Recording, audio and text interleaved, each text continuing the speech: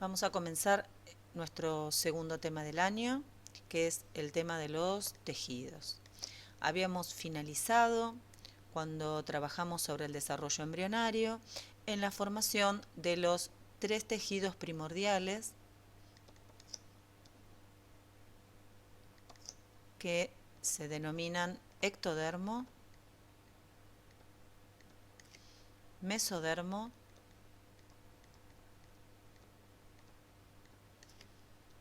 y endodermo.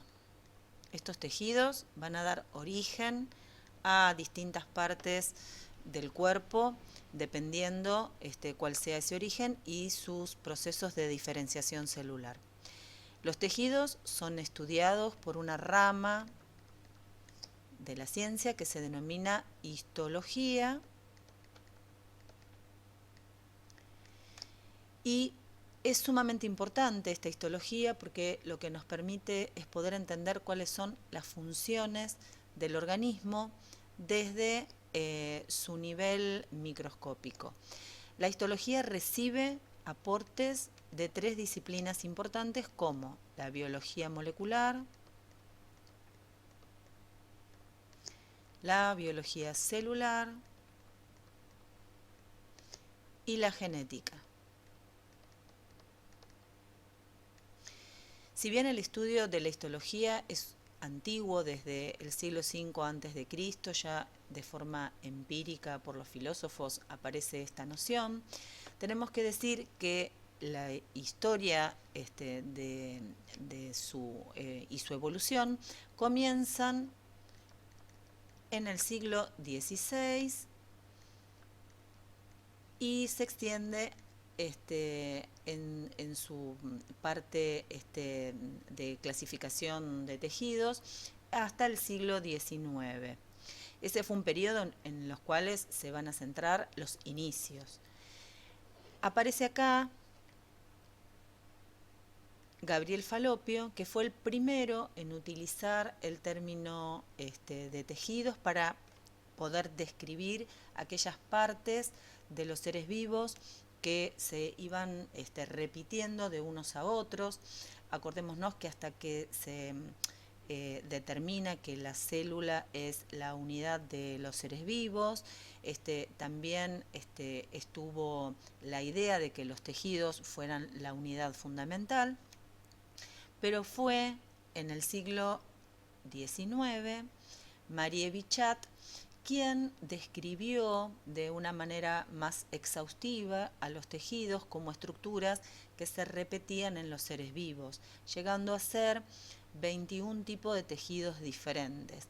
Él hacía disecciones de cuerpos, hacía preparados, inclusive sin utilizar microscopios, pero no solo desde la parte de vista anatómica, sino también patológica.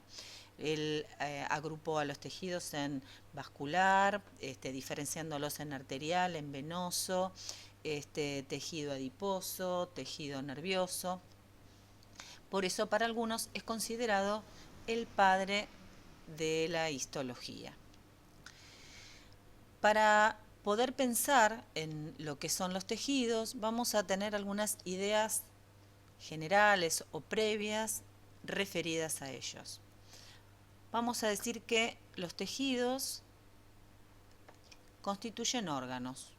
Esto deriva de nuestras ideas de niveles de organización del cuerpo, en donde decimos que las células forman tejidos y los tejidos forman órganos y los órganos sistemas. Es una visión que para algunos es un poco limitada, pero bueno, es una de las ideas que nosotros tenemos al respecto. Con relación a los tejidos, quien lo describe serían las células que constituyen a estos tejidos, que los tejidos van a cumplir una determinada función,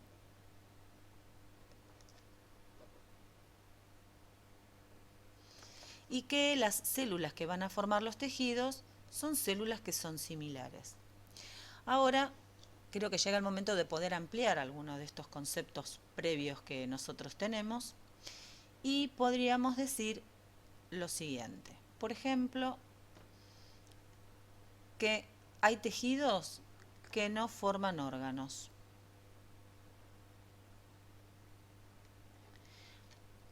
El ejemplo sería el tejido sanguíneo, no forma ningún órgano, sino que llena, por ejemplo, aurículas, ventrículos, forma parte de otros órganos, pero no constituye un órgano en sí mismo. Que las células que van a formar a estos tejidos podrían ser de diferente estructura, de diferente morfología, diferente función, también como pasa en la sangre, en donde glóbulos rojos, glóbulos blancos, plaquetas, tienen distinto tamaño, distinta coloración, distinta función, distinto periodo de vida, y eso hace a la diversidad de funciones de ese tejido. También que hay tejidos en que sus células mueren por un proceso que se denomina apoptosis. La apoptosis es un proceso que se denomina muerte programada, en el cual esa célula, una vez que cumple su proceso de maduración o su metabolismo para una determinada función, desaparece, muere. Y podría ser el caso del esmalte dentario, que a partir de unas células que se denominan ameloblastos se forma este tejido de esmalte y estas células desaparecen. Hay que también aclarar que para algunos autores el esmalte dentario no formaría un tejido precisamente porque carece de células. Que un tejido se define por sus células, pero también se define por su matriz o por las secreciones que este tejido elabora. La matriz, por ejemplo, en el tejido conectivo o conjuntivo, es sumamente importante y determina las características tanto morfológicas como fisiológicas de ese tejido. Y vamos a tener tejidos que cumplen diferentes funciones. Por ejemplo, el tejido epitelial, que va a cumplir función de revestimiento y función glandular. Para cerrar esta parte, lo que vamos a decir es que los órganos están constituidos por una sumatoria, por diversos tipos de tejidos. Por ejemplo, tejido epitelial, en este caso tenemos, el tubo digestivo, que tiene una estructura similar desde que se inicia en la boca hasta que finaliza en el ano, pero vamos a decir esto que queríamos ejemplificar, que en un mismo órgano vamos a tener tejido epitelial, vamos a tener vasos sanguíneos, terminaciones nerviosas, tejido muscular. Entonces, varios tejidos constituyen un mismo órgano. Y después también podríamos tener en cuenta que estos tejidos van a sufrir diferentes cambios o diferentes modificaciones teniendo en cuenta el medio ambiente. Y acá es donde interviene la genética. Entonces, muchas veces rasgos genéticos del mismo individuo hacen que características de muchos de los tejidos se modifique y por ende también se modifique su función.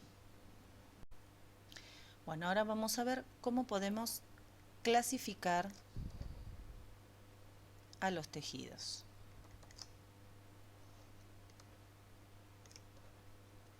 Esta clasificación, como todas las clasificaciones, vamos a necesitar de tener criterios de clasificación. Un criterio va a tener en cuenta la morfología,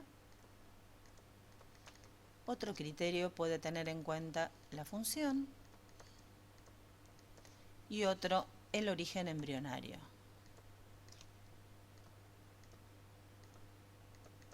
La problemática tiene que ver con lo que veníamos planteando recién, que puedo tener distintos tipos de células, distintos tipos de funciones y también se da que un mismo tejido puede tener diferente origen embrionario. Entonces, para evitar estas cuestiones, actualmente se consideran 4 tipos de tejidos. Vamos a ver si los podemos presentar. Uno va a ser el tejido conectivo, el tejido epitelial, el tejido muscular y el tejido nervioso. Vamos a empezar describiendo un poquito, muy por arriba, la parte del tejido conectivo. ¿Qué pasa con este tejido? Bueno, este tejido abarca muchos tejidos que nosotros por ahí mencionamos por separado. Por ejemplo, el tejido sanguíneo,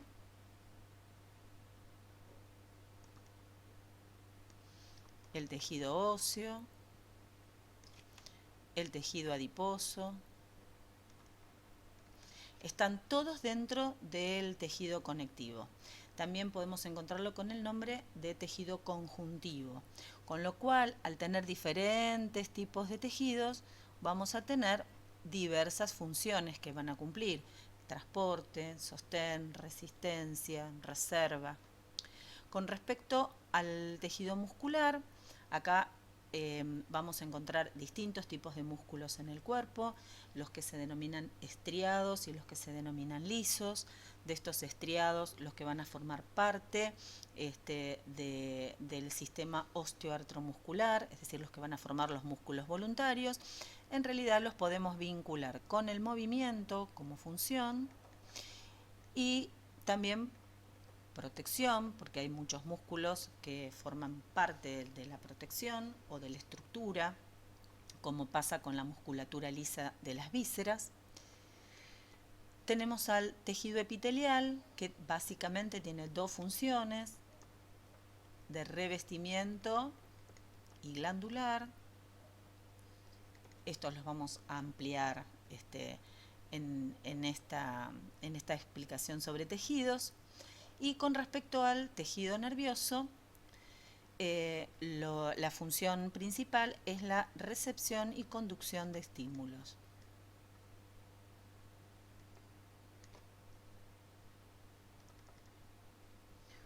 Una cosa importante que me había olvidado de mencionar es que cuando aparte vemos esta diversidad en cuanto a los tejidos, es que estos tejidos,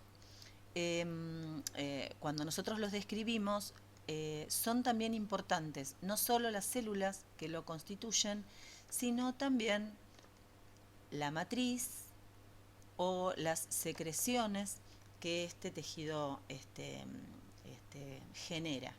Entonces, cuando los estudiamos, ahora me venía a la mente esto nuevamente por el dibujo que representa al tejido nervioso. Nosotros, cuando hablamos del tejido nervioso, nos centralizamos en las neuronas sin abocarnos en la importancia que tienen que ver el resto de las estructuras y células que van a formar parte del tejido nervioso, ¿no? Entonces, eso es muy importante tenerlo en cuenta.